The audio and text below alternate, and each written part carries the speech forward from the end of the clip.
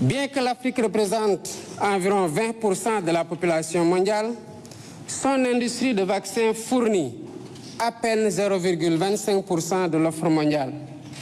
Le continent est encore largement tributaire d'autres régions du monde pour couvrir ses besoins. C'est dire l'immensité de la tâche qui reste à accomplir pour la souveraineté vaccinale de l'Afrique.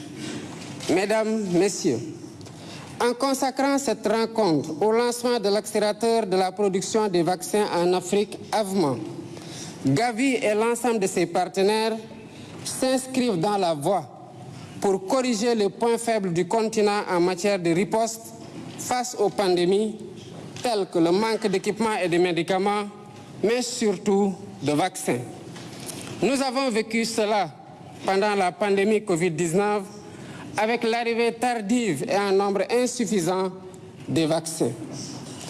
En tant que pivot essentiel de la solidarité et en reconnaissance des immenses services qu'il rend aux pays bénéficiaires, Gavi mérite le soutien continu de la communauté internationale.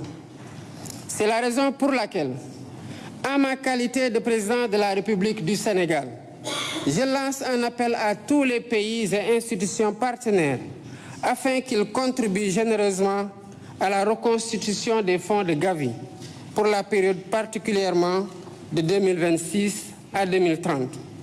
Soutenir le financement de Gavi, c'est aussi investir stratégiquement et à un rythme plus soutenu dans la protection de nos enfants, des générations actuelles et futures.